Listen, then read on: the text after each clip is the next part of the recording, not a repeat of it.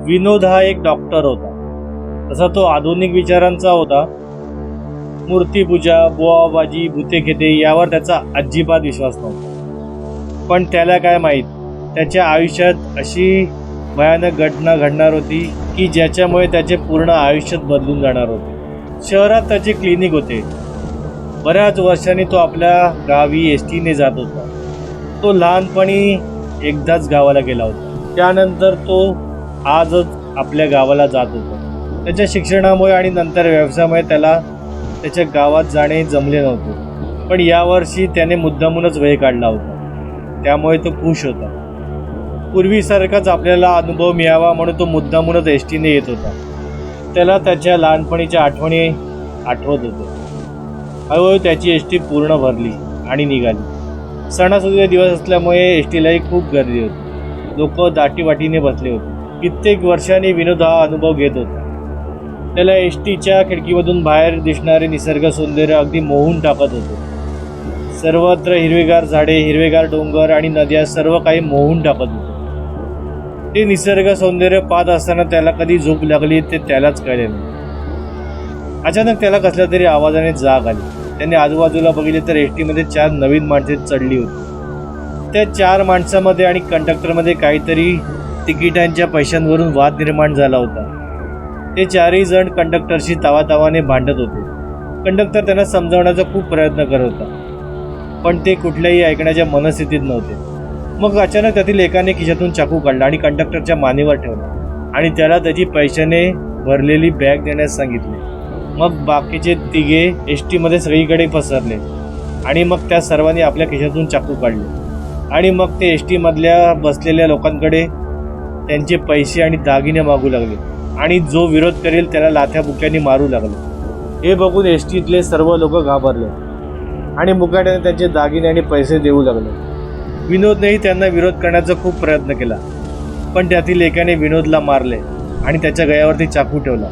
त्यामुळे नाईलाजाने विनोदलाही त्याच्याकडे सर्व पैसे द्यावे लागले. हे सर्व चालले असताना ते चौघे बसच्या ड्रायव्हरला विसरले होते. याच संधीचा बस ड्रायव्हरने फायदा घेण्याचे ठरवले. एसटीच्या ड्रायव्हरने खुणेनेच कंडक्टरला सांगितले की तो जोरात ब्रेक मारणार आहे. मग कंडक्टरने गुपचूप खुणेने बसमधल्या सर्व प्रवाशांना तेच सांगितले. मग ठरल्याप्रमाणे एसटीच्या ड्रायव्हरने अचानक ब्रेक मारला. अचानक ब्रेक मारल्यामुळे ते चौघेजण लुटारू खाली पडले. हीच संधी साधून एसटी ड्रायव्हर लगेचच कंडक्टरच्या मदतीला आला आणि त्यांनी एका लुटारूला खाली पाडले. पण त्या झटापटीत त्या लुटारूंनी त्या बसच्या ड्रायव्हरच्या हातावरती चाकू मारला. त्यामुळे एसटीचा ड्रायव्हर जबर जखमी झाला आणि खाली कोसळला. पण तेवढ्यात त्या प्रवाशाने त्या लुटारूला पकडले. ते बघून बाकीच्या प्रवाशांनाही हुरूप आला. मग त्या सर्वांनीही खाली पडलेल्या सर्व लुटारूंना पकडले आणि मग त्यांचे हातपाय बांधून त्यांना तिथेच पाठी ठेवले. सर्वांनी एसटी ड्रायव्हर आणि बस कंडक्टरचे खूप कौतुक केले. मग बस कंडक्टरने सर्वांचे दागिने आणि पैसे परत केले. बस ड्रायव्हरला तात्पुरती विनोदने मलमपट्टी केली, पण त्याची जखम मोठी असल्यामुळे त्याला हॉस्पिटलमध्ये नेणे गरजेचं होते. बस कंडक्टरने बसमधल्या सर्व प्रवाशांना विचारले की कोणाला बस चालवता येते का, पण सर्वांनी नकार दिला. आता रात्री बरीच झाल्यामुळे रस्त्यावरची वाहनही दिसत नव्हती. तसेच बस ड्रायव्हरची प्रकृतीही गंभीर असल्यामुळे तो बेशुद्ध पडला होता. खूप अंधार असल्यामुळे त्यांनाही कुठे जायचे तेच कळत नव्हते. मग बसच्या कंडक्टरने आणि विनोदने असे ठरवले की त्या दोघांनी जवळपास कुठे गाव आहे का ते बघायचे आणि असल्यास मग बाकीच्या एसटी प्रवाशांना घेऊन जायचे. मग तिथेच सकाळ होईपर्यंत मुक्काम करायचं असे ठरवले. तसे त्यांनी सर्व प्रवाशांनाही सांगितले. सर्वांनाही त्यांचे म्हणणे पटले. मग एसटीचा कंडक्टर आणि विनोद बरोबर आणखी 2 प्रवासीही यायला तयार झाले. मग ते चौघेजण मोबाईलच्या बॅटरीच्या प्रकाशात रस्ता बघून चालू लागले. थोडे अंतर गेल्यानंतर अचानक कंडक्टरच्या पायाला काहीतरी लागले. त्याने बॅटरीच्या प्रकाशात खाली बघितले तर तिथेच रस्त्यावरती एक कावळा मरून पडला होता. मग तसेच ते पुढे गेले तर त्यांना दुसरा कावळा मरून पडलेला रस्त्यावर दिसला. सर्वांनी टॉर्च मारून सगळीकडे बघितले तर रस्त्यावरती असंख्य कावळे आणि इतर पक्षी मरून पडले होते. त्यांच्या शरीराचे लचके कोणीतरी तोडले होते. पण एक गोष्ट मात्र विचित्र होती, त्यांच्या शरीरावरती रक्ताचा एकही थेंब नव्हता. मग तसेच ते पुढे गेले तर पुढे त्यांना रस्त्यावरती एक कुत्रा मेळ दिसला. ते घाबरतच पुढे गेले तर त्या रस्त्यावरती अनेक कुत्रे तसेच गाय बैल अशी जनावरे त्यांना त्या रस्त्यावरती मेलेली दिसली.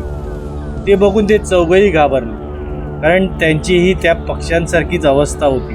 त्यांच्याही शरीराचे लचके तोडले होते, पण त्यांच्याही शरीरावरती रक्ताचा एक थेंबही नव्हता. असे वाटत होते की कोणीतरी त्या सर्वांच्या शरीराचे लचके तोडून त्यांच्या शरीरातील रक्त कोणीतरी शोषून घेतले होते. विनोद स्वतः डॉक्टर असूनही असा प्रकार आयुष्यात पहिल्यांदाच बघत होता. थोड्या अंतरावरती त्यांना काही घरे दिसली. ते बघून त्यांना आनंद झाला, कारण त्यांना कळले की आता गाव जवळ आले, आपल्याला या गावात नक्कीच मदत मिळेल. मग ते पटापट पावले उचलत चालू लागले. गावात पोचले तेव्हा त्या गावात चीटपाखरू सुद्धा नव्हते. सर्व गाव कसे शांत होते ते बघून त्यांना आश्चर्य वाटले. एव्हाना सकाळ झाली होती, पण तरीही त्या गावात एकही माणूस, प्राणी किंवा पक्षी दिसत नव्हता. त्यांना हे सर्व विचित्र वाटले. मग ते एका घराजवळ आले. त्यांनी घराचा दरवाजा ठोकण्याचा प्रयत्न केला, तर घराचा दरवाजा उघडा होता. त्यांनी आत जाऊन बघितले तर त्यांना धक्काच बसला. त्या घरातील अख्खेचे अख्खे कुटुंब मेलेले होते.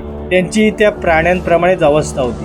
त्यांच्याही शरीराचे लचके तोडले होते आणि अंगातले सर्व रक्त शोषून घेतले होते. मग ते चौघजण प्रत्येक घरात शिरले. प्रत्येक घरातल्या सर्व जणांची हीच अवस्था होती. ते बघून ते अतिशय घाबरले. सगळेच्या सगळे गावातले लोक मरून पडले होते.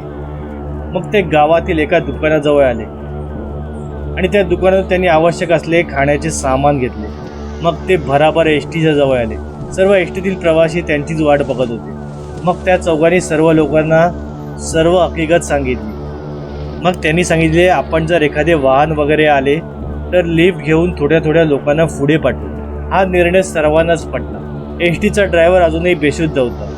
कंडक्टरने सर्वांना एसटीमध्येच बसायला सांगितले. एसटीमधल्या लोकांनी आणि त्या कंडक्टरने फोनवरून मदत घेण्याचा प्रयत्न केला, पण त्यांची एसटी अशा ठिकाणी होती की ज्या ठिकाणी फोनला अजिबात नेटवर्क नव्हते. एसटीमधल्या बाकीच्या लोकांनी आपल्या नातेवाईकांची संपर्क साधण्याचा प्रयत्न केला, पण फोनला नेटवर्क नसल्यामुळे त्यांचे फोनही लागत नव्हते. त्यामुळे सर्वजण हताश झाले. त्यामुळे एखाद्या वाहनाची वाट बघण्याशिवाय त्यांना दुसरे गत्यंतरच नव्हते. सर्वांनी मग त्यांच्या जवळ जे काही आहे ते कसेबसे खाऊन घेतले. मग एसटीमधल्या लोकांनी जरा आजूबाजूचा परिसर बघितला तर आजूबाजूला सर्वत्र जंगल होते. ज्या ठिकाणी त्यांची एसटी उभी होती तो एक जुना रस्ता वाटत होता. आजूबाजूच्या जंगलात जंगली श्वापद असण्याची शक्यता होती.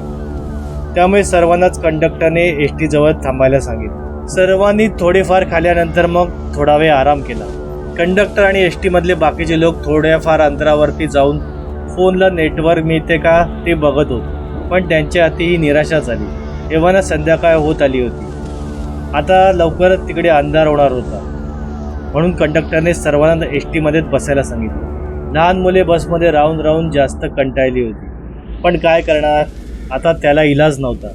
सगळे कसे शांत वाटत होते. मग संध्याकाळचे 7 वाजले. 7 वाजल्यानंतर अचानक तेथील वातावरणात बदल होऊ लागला. अचानक कुत्र्यांच्या ओरडण्याचा आणि गायीच्या आणि बैलांच्या हंबरण्याचे आवाज येऊ लागले. ते आवाज ऐकून सर्वजण घाबरले, कारण त्यांना माहीत होते की गावातले सर्व प्राणी आणि माणसे मेलेली होती. तेव्हा मेलेले प्राणी असे कसे काय जिवंत होऊ शकतात याचेच सर्वांना आश्चर्य वाटत होते.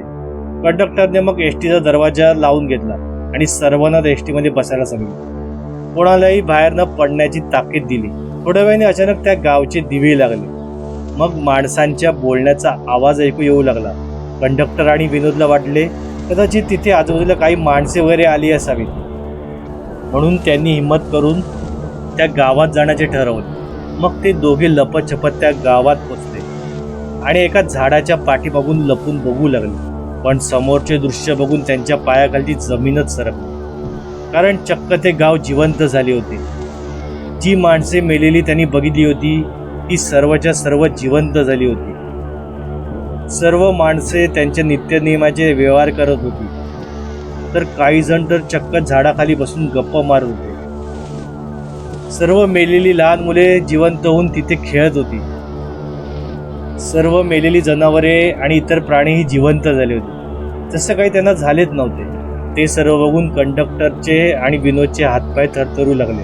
विनोद आयुष्यात असा पहिलाच भयानक अनुभव घेत होता. असे काही जगात असते यावर त्याचा विश्वासच बसत नव्हता, पण सत्य त्याच्या डोळ्यासमोर होते. तो ते नाकारू शकत नव्हता. मग त्या दोघांनी तिकडून गुपचूप काढता पाय घेण्याचे ठरवले. ते गुपचूप पाठी फिरणार इतक्यात विनोदचा पाय एका दगडाला लागला आणि तो पडता पडता वाचला. इतक्यात त्या आवाजाने मग पुन्हा भयान शांतता पसरली. गावातले लोक एखाद्या पुतळ्याप्रमाणे स्तब्ध झाले. मग थोड्या वेळाने त्यांच्या सर्वांच्या माना विनोदच्या दिशेने वळल्या आणि ते विनोदला रोखून पाहू लागले. ते बघून विनोदची बोबडीच वळली. तो अतिशय घाबरला. तो हळूहळू पाठी होऊ लागला. तसतसे त्या माणसांचे डोळे लालबुंद होऊ लागले. ते जोरजोरात ओरडू लागले. मग अचानक विनोद आणि तो कंडक्टर एसटीच्या दिशेने धावू लागले. ते बघून ते गावकरी त्यांच्या पाठी धावू लागले. मग अचानक थोड्या वेळ विनोदने पाठी वळून बघितले तर पाठी कोणीच नव्हते. ते आता एसटी जवळ पोहोचले होते. दोघेही घामाघूम झाले होते. मग ते एसटी मध्ये गेले आणि त्यांनी दरवाजा बंद करून घेतला. लोकांनी त्यांना काय झाले हे विचारण्याचा खूप प्रयत्न केला, पण त्यांची दातखीच बसली होती.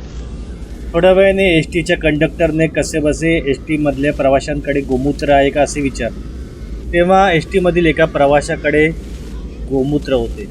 मग ते घेऊन कंडक्टर एस टीमधून घाबरतच खाली उतरला.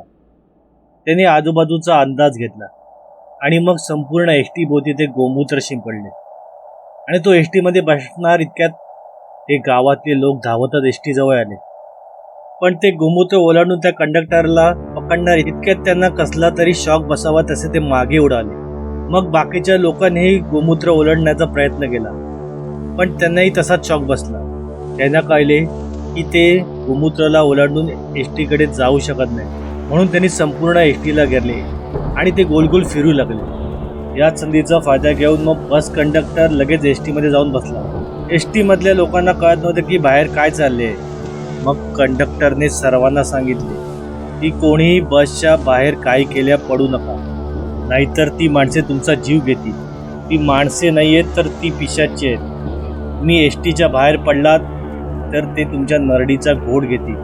सर्वजण मग एस टीच्या खिडकीतून बाहेर पाहू लागले तर त्यांना एस टी भोवती गोल करून बसलेली माणसे दिसली. त्या माणसांच्या हातात खाण्याचे अन्नपदार्थ आणि पाण्याने भरलेल्या बाटल्या होत्या. एस टीमधल्या लोकांचे पाणी आता पूर्णपणे संपले होते, तसेच त्यांच्याकडचे खाण्याचे अन्नपदार्थही संपले होते. त्या सर्वांना एस टीच्या बाहेर बसलेल्या माणसांकडचे खाद्यपदार्थ बघून राहत नव्हते. भुकेने त्यांचे पोट आणि त्यांचा घसा व्याकुळ झाला होता. त्यांच्यातल्या काही जणांचा धीर सुटत चालला होता.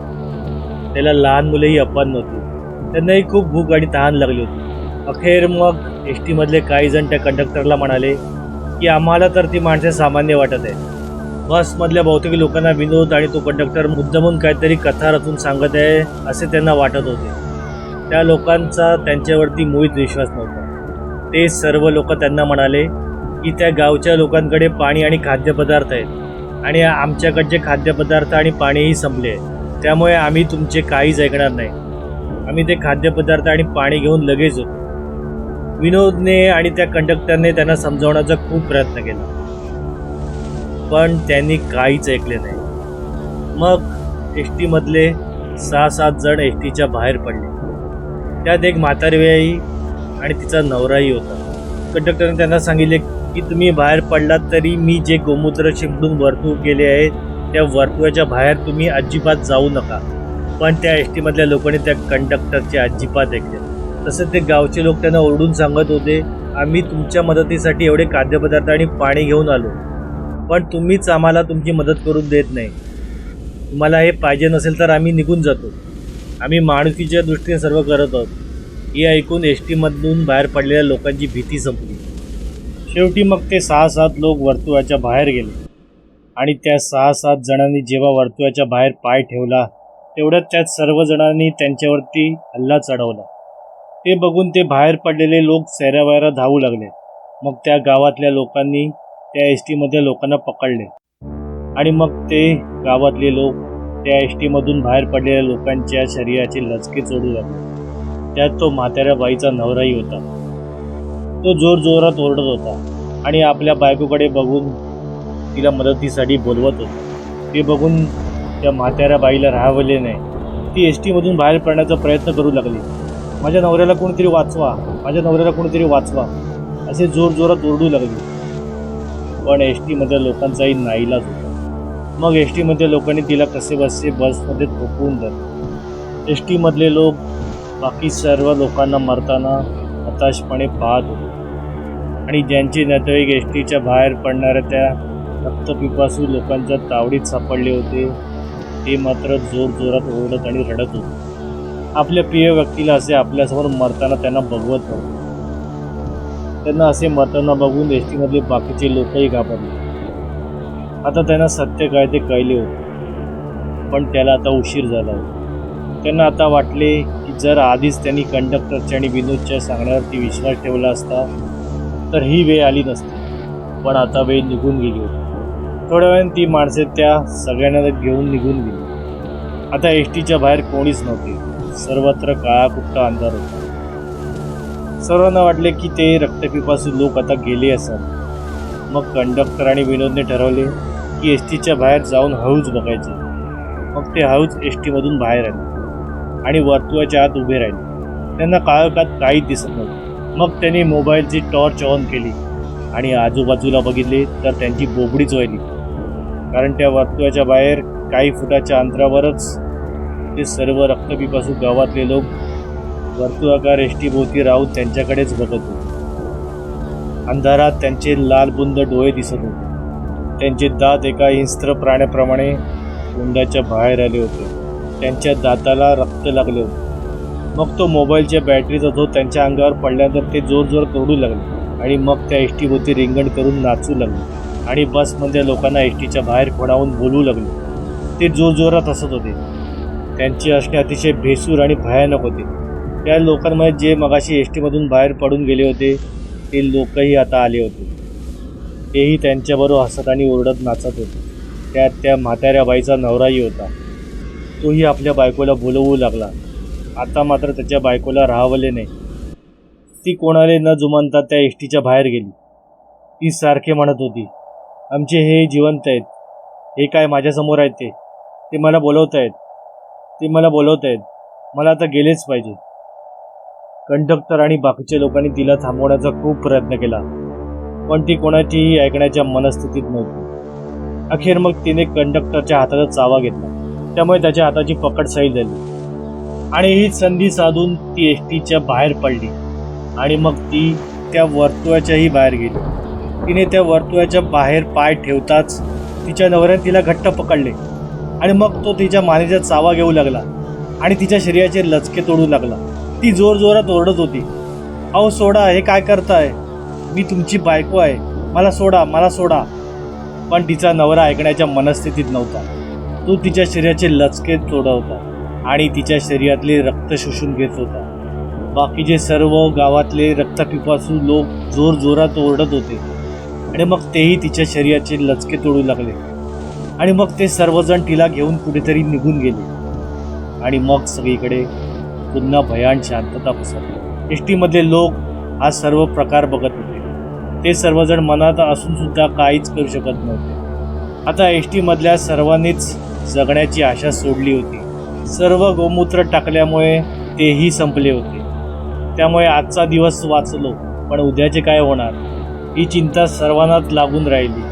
त्यामुळे उद्या ती गावातील रक्तपिपासू माणसे आपला नक्कीच बळी घेणार असेच सर्वांना वाटू लागले. रात्रभर ते रक्तपिपासू गावातले लोक त्या एस टी भोवती गोल फिरून नाचत होते आणि एस टीमधल्या लोकांना बाहेर बोलवत होते. एस टीमधली सर्व मुले आणि बायका अतिशय घाबरले होते. सर्व लोकांना आता आपले मरण जवळ आलेले दिसत होते. रात्र सरली आणि हळूहळू सकाळचे 5 वाजल्यानंतर अचानक तिथे शांतता पसरली. मग थोड्या वेळाने सकाळ झाली आणि सर्वत्र उजाडले. आता ती रक्तपिपासू गावातली माणसे तिथे नव्हती. ते बघून सर्वांनाच हायसे वाटले. एव्हाना एस टी ड्रायव्हरलाही शुद्ध आली होती. ते बघून सर्वांनाच आनंद झाला. पण त्याच्या अंगातले बरेच रक्त वाहून गेल्यामुळे त्याच्यात एस टी चालवण्याची ताकद नव्हती. मग त्या एस टी ड्रायव्हरने विनोद आणि त्या कंडक्टरला एस टी कशी चालवायची ते सांगितले. विनोद आणि कंडक्टरने ती सुरू करण्याचा प्रयत्न केला, पण ती एस टी काही केल्या सुरू होत नव्हती. एस टीच्या ड्रायव्हरने कसेबसे मग उठून बघितले तर एस टीमधले सर्व पेट्रोल अचानक नाहीसे झाले होते. ते बघून सर्वांनाच आश्चर्य वाटले. मग त्यांनी अंदाज केला की त्या रक्तपिपासू लोकांनीच त्या एस टीमधले सर्व पेट्रोल नाहीसे केले असावे, जेणेकरून त्यांना इथून जाता येणार नाही. मग विनोदला एक कल्पना सुचली. ती त्याने त्या कंडक्टरला सांगितली. ती कल्पना तशी जोखमीची होती, पण काय करणार, नाईलाज होता. मग त्याने ती कल्पना एस टीमधल्या सर्व लोकांना सांगितली. त्यांच्याकडे आता वेळही फार कमी होता. त्यांना संध्याकाळ होण्याच्या आत ती कल्पना अंमलात आणायची होती. मग तो कंडक्टर आणि विनोद दोघेही त्या गावाकडे निघाले. पूर्वीप्रमाणे सर्व प्राणी आणि माणसे मरून पडली होती. ती आता संध्याकाळच्या 7च्या आत काही पुन्हा जिवंत होणार नव्हती. तोपर्यंतच वेळ त्या कंडक्टरकडे आणि विनोदकडे होता. मग विनोद आणि तो कंडक्टर कामाला लागले आणि प्रत्येक घरात आणि दुकानात जाऊन कुठे पेट्रोल आहे काही शोधण्याचा प्रयत्न करू लागले. त्यांनी भरपूर ठिकाणी शोधले, पण त्यांना कुठेच पेट्रोल मिळाले नाही. ते सर्व शोधेपर्यंत दुपार उलटून गेली होती. आता संध्याकाळ झाली होती आणि 7 वाजायला थोडेच तास शिल्लक राहिले होते. ते आता शोधून शोधून थकले होते. आता 6:45 झाली होती. त्यांच्याकडे फक्त 15 मिनिटच शिल्लक होती. मग अचानक विनोदला एक कल्पना सुचली. त्याने कंडक्टरला सांगितले की इथे दुकानामध्ये पेट्रोल नाही आहे, पण इथे उभे असलेल्या मोटरसायकल किंवा गाडीमध्ये तर पेट्रोल असेल. मग त्यांनी बरेच ठिकाणी शोधले, पण कुठल्याच गाडीमध्ये किंवा मोटरसायकलमध्ये पेट्रोल नव्हते. मग अचानक त्यांना एक गाडी मिळाली. ती गाडी त्यांनी चेक केली तर त्यांना त्या गाडीमध्ये पेट्रोल आढळले. मग कंडक्टरने ते पेट्रोल एका कॅनमध्ये काढून घेण्यास सुरुवात केली. आता फक्त 7 वाजायला 5 मिनिटे उरली होती. तो कॅन आता पूर्णपणे भरला होता. मग विकासने कंडक्टरला तो भरलेला कॅन घेऊन पटकन एस टीकडे जायला सांगितले. कंडक्टरने त्यालाही त्याच्याबरोबर येण्याचा आग्रह केला, पण विनोदने त्याला नकार दिला. त्यांनी कंडक्टरला सांगितले, जर 5 मिनिटात मी आलो नाही तर माझ्यासाठी अजिबात थांबू नका. तोपर्यंत तुम्ही त्या बसमध्ये पेट्रोल भरा. मी यांना तोपर्यंत सांभाळतो. एव्हाना हळूहळू सर्व गावातले ते रक्तपिपासू लोक जागे होऊ लागले होते. ती सर्व माणसे आता पुन्हा हळूहळू जिवंत होत होती. मग विनोदने आपल्या खिशातून एक रुमाल काढला. मग त्या गाडीतले पेट्रोल थोडेसे त्या रुमालावर ओतले आणि मग त्याने भराभर गावातील प्रत्येक घराला बाहेरून कडी लावली आणि मग खिशातले लायटर काढले आणि तो रुमाल पेटवला आणि तो त्यातील एक घरावर टाकला. एका घरावरती पडल्यामुळे आग पसरत गेली आणि सर्व गावातील घरे हळूहळू जळू लागली. त्यामुळे घराच्या आतमधले असलेली रक्तपिपासू गावातली माणसे जळू लागली आणि जोरजोरात ओरडू लागली आणि घराच्या बाहेर पडण्याचा प्रयत्न करू लागली. पण घराला बाहेरून कडी असल्यामुळे त्यांना ते बाहेर पडणे शक्य होत नव्हते. मग ते पाहून विनोद जीवाच्या आकांताने एस टीच्या दिशेने धावत निघाला. खूप वेळ धावल्यानंतर त्याने पाठीवरून बघितले तर त्याला धक्काच बसला, कारण त्यातील काही अर्धवट जळत असलेले रक्तपिपासू लोक त्यांचा पाठलाग करत होते. मग तो कसाबसा धावतच एस टीजवळ पोहोचला. एव्हाना बसमधल्या कंडक्टरने ते पेट्रोल एस टीमध्ये भरले होते. मग विनोदही एस टीमध्ये चढला आणि त्याने दरवाजा बंद करून घेतला. मग विनोदने एस टी ड्रायव्हरने सांगितल्याप्रमाणे ती एस टी स्टार्ट करण्याचा प्रयत्न केला. खूप प्रयत्नानंतर थोड्या वेळाने ती एस टी सुरू झाली. पण आता ते अर्धवट जळलेले रक्तपिपासू लोक त्या एस टीजवळ पोचले होते. ते जोरजोरात एस टी ठोकू लागले. मग विनोदने एस टी जमेल त्या प्रकारे तिकडून वळवली आणि गावच्या विरुद्ध दिशेने तो एस टी नेऊ लागला. एस टी सुरू झाल्यानंतर ते रक्तपिपासू गावचे लोक तिच्या पाठी धावू लागले. इतक्यात काही लोक एस टीच्या टपावरती चढले आणि मग ते रक्तपिपासू लोक खिडकीमधून एस टीमध्ये येण्याचा प्रयत्न करू लागले. पण एस टीमधल्या सर्व माणसांनी यावेळी हिंमत दाखवली आणि सर्वांनी जमेल ती वस्तू हातात घेतली आणि एस टीमधले लोक त्या वस्तूने त्या लोकांचा प्रतिकार करू लागले. खूप वेळानंतर ती मग रक्तपिपासू माणसे पूर्णपणे जळून गेली. पण ती जळून गेल्यानंतर त्यांचे सांगाडे मात्र उरले. विनोद अंधारात वाट फुटेल तिथे एस टी चालवत होता. त्याला कसाबसा रस्ता दिसत होता. मग 1-2 तासांनी त्यांना अचानक दुसऱ्या गावचे दिवे दिसू लागले. मग त्यांनी त्या गावात गेल्यानंतर त्यांची एस टी थांबवली. त्या गावातही मग विनोद आणि कंडक्टर हळूच घाबरत खाली उतरले आणि मग त्यांनी हळूच एका घराचा दरवाजा ठोठावला. जेव्हा घरातून एक माणूस बाहेर आला तेव्हा त्यांना हायसे वाटले. मग त्यांनी त्या माणसाला सर्व हकीकत सांगितली. त्या माणसालाही त्यांची दया आली आणि मग त्याने त्यांना गावच्या सरपंचाकडे नेले. विनोद आणि त्या कंडक्टरने सरपंचाचे पाय धरले. मग सरपंच त्यांना म्हणाला की तुम्ही काही घाबरू नका, आम्ही तुम्हाला सर्वतोपरी मदत करू. पण माझा भूताखेतांवर अजिबात विश्वास नाही आणि तुमच्या बाबतीत असे काही घडले असेल असे मला अजिबात वाटत नाही. पण तुमच्यावर लुटारूंचा हल्ला झाला असेल हे मी मान्य करतो आणि तुम्हाला मदत करण्याचेही आश्वासन देतो. मग सरपंचाने त्यांना सांगितले की तुम्ही या गावात सुरक्षित आहात. सरपंचांचे बोलणे ऐकल्यानंतर विनोद आणि कंडक्टरला रडूच कोसळले. विनोदने आज पहिल्यांदा देवाचे आभार मानले. एवढ्यात तेथे पोलिसही आले.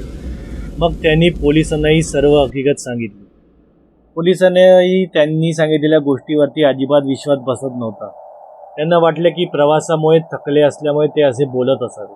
शेवटी मग एस टीमधल्या लोकांनी त्या लुटारूंना पोलिसांच्या ताब्यात दिले आणि त्या जखमी एस टी ड्रायव्हरलाही हॉस्पिटलमध्ये ॲडमिट केले. सरपंचाचा, पोलिसांचा आणि गावच्या लोकांचा त्यांच्या बोलण्यावरती अजूनही विश्वास बसत नव्हता. म्हणून एस टीमधले सर्व लोक उतरल्यानंतर विनोद त्या सर्वांना घेऊन एस टी जवळ आला. मग त्यांनी जे एस टी जवळ दृश्य बघितले ते पाहून त्यांच्या पायाखालची जमीनच सरकली. कारण त्या एस टीवरती सर्व ठिकाणी अर्धवट जळलेल्या माणसांचे सांगाडे चिकटलेले होते आणि त्यांचे शरीर एका माणसाप्रमाणे नव्हते. त्यांचे दातही एखाद्या हिंस्र प्राण्याप्रमाणे होते. सरपंच, गावातले लोक आणि पोलीस ते दृश्य बघून अतिशय घाबरले. त्यांच्या डोळ्यावरती विश्वासच बसत नव्हता. मग सरपंचाने ते खरे आहे की नाही हे खात्री करण्यासाठी त्या सांगाड्याच्या दाताला हात लावला. त्या सांगाड्याचे दात एवढे धारदार होते की सरपंचाने त्याच्या दाताला बोट लावताच सरपंचाचे बोट कापले आणि त्याच्या बोटातून रक्ताची धार निघाली आणि त्यातले काही रक्त त्या सांगाड्याच्या दातावर पडले आणि अचानक त्या सांगाड्यावरती मांस चढू लागले आणि तो सांगाडा पुन्हा जिवंत होऊ लागला.